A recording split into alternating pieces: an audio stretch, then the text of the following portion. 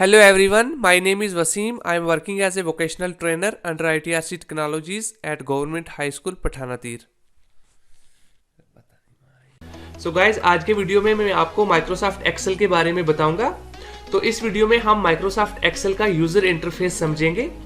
तो चलिए वीडियो को स्टार्ट करते हैं। तो सबसे पहले हम स्टार्ट पे जाएंगे। स्टार्ट पे जाके हमें टाइप करना है एक्सेल। तो यहाँ पे एक्सेल शो हो गया है, तो मैं एंटर प्रेस करता हूँ।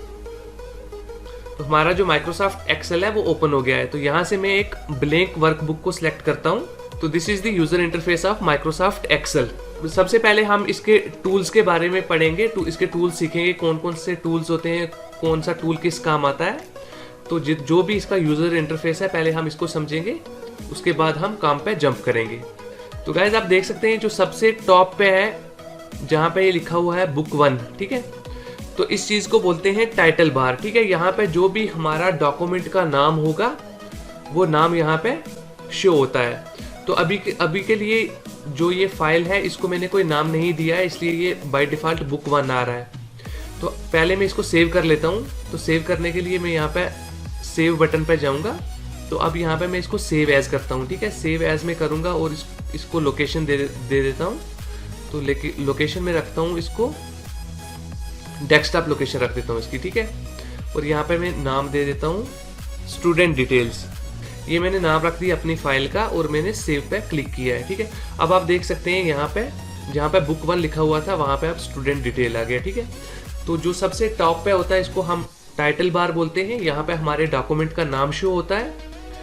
उसके बाद आप राइट कॉर्नर में देख सकते हैं 3 बटन है। ये एक को मिनिमाइज बोलते हैं, ठीक है, और दूसरे को हम मैक्सिमाइज बोलते हैं, और जो तीसरा है ये क्रॉस बटन है। इससे हम डॉक्यूमेंट को क्लोज करते हैं। सो मूव करते हैं लेफ्ट कॉर्नर पे, ठीक है। तो ये वाला जो बटन है जिसको सेव बटन बोलते हैं। उसके बाद ये वाली जो टॉप वाली रो है जहां पर ये फाइल, होम, इंसर्ट, इसको बोलते हैं मेनू बार। और उसके बाद ये जो नीचे वाला पोर्शन है इसको हम बोलते हैं टूल बार। इन टूल्स की मदद से हम किसी भी डॉक्यूमेंट को क्रिएट करते हैं, ठीक है। तो जो भी हम डॉक्यूमेंट क्रिएट करते हैं वो हम इन टूल्स की मदद से क्रिएट करते हैं माइक्रोसॉफ्ट एक्सेल में। तो उसके बाद हम नीचे आते हैं, इसको बोलते हैं नेम बॉक्स।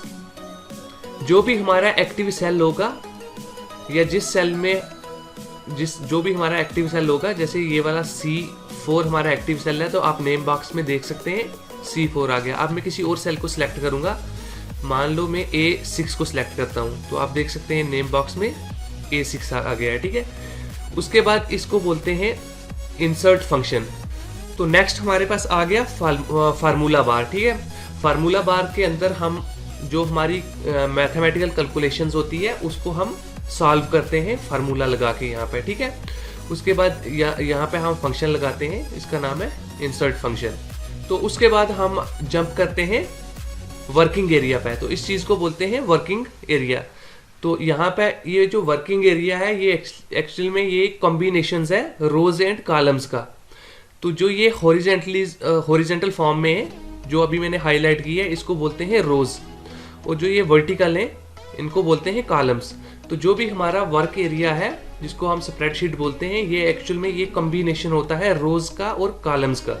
तो उसके बाद बाय डिफॉल्ट जो माइक्रोसॉफ्ट एक्सेल में 3 शीट्स होती हैं, तो हम अपनी नीड के अकॉर्डिंग और शीट भी क्रिएट कर सकते हैं। यहाँ से प्लस का जो बटन यहाँ पे आपको दिख रहा है, इस बटन की मदद से हम और भी शीट्स क्रिएट कर सकते हैं या और भी शीट इंसर्ट कर सकते हैं। तो राइट साइड पे ये है स्क्रॉल बार। उसके बाद इसको बोलते हैं वर्टिकल स्क्रॉल बार और इसको बोलते हैं हॉरिजॉन्टल स्क्रॉल बार।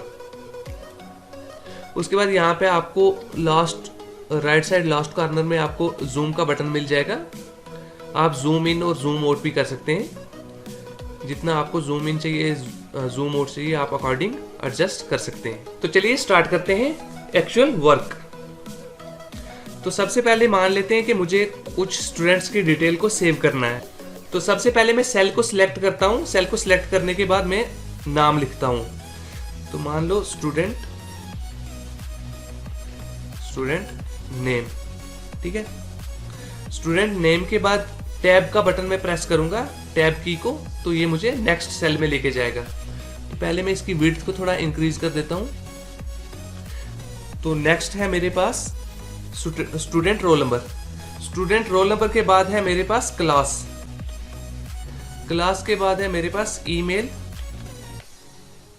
और उसके बाद है मेरे पास स्टूडेंट के मार्क्स।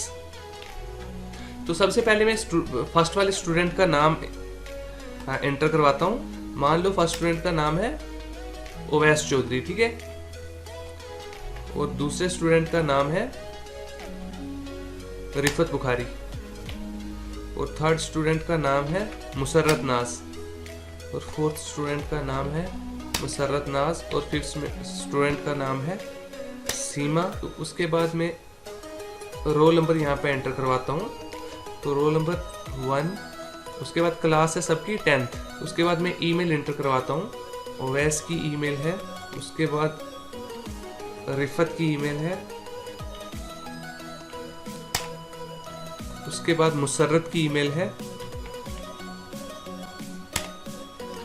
उसके बाद सीमा की ईमेल है, और उसके बाद रिया की ईमेल है, ठीक है। अब उसके बाद इनके मार्क्स एंटर करवाने हैं। तो मार्क्स मान लो आउट ऑफ 50 ओवैस के मार्क्स हैं 45, ओके। रिफत के हैं 43, मुसर्रत के हैं 44, उसके बाद सीमा के हैं 42, और उसके बाद रिया के हैं 40, ओके। तो इस तरीके से हम माइक्रोसॉफ्ट एक्सेल के अंदर अपना जो भी हमारा डॉक्यूमेंट होगा या जो भी रिकॉर्ड है हम उसको तैयार करते हैं। तो अब मान लो कि मुझे यहाँ पे एक और कॉलम ऐड करना है सीरियल नंबर का। तो उसके लिए मुझे टॉप पे जाना है और वहाँ पे इंसर्ट करना है कॉलम, ठीक है। तो अब ये कॉलम इंसर्ट हो गया, तो यहाँ पे मैं दे दूंगा सीरियल नंबर। सीरियल नंबर, तो यहाँ पे सीरियल नंबर 1 है, और उसके बाद मैं इसको ड्रैग करूंगा। तो यहाँ पे ये जो आपको बटन दिख रहा है इसको बोलते हैं ऑटोफिल, ठीक है। जब मैं यहाँ पे क्लिक करूंगा तो यहाँ पे मुझे फिल सीरीज को सिलेक्ट करना है। तो फिल सीरीज से क्या होगा, जो भी नंबरिंग होगी वो ऑटोमेटिकली फिल हो जाएगी। तो आप देख सकते हैं ऑटोमेटिकली नंबरिंग फिल हो गई है। तो गाइस आज के लिए बस इतना ही। आई होप कि आपको ये जो माइक्रोसॉफ्ट एक्सेल का यूजर इंटरफेस है ये अच्छे से समझ में आ गया होगा।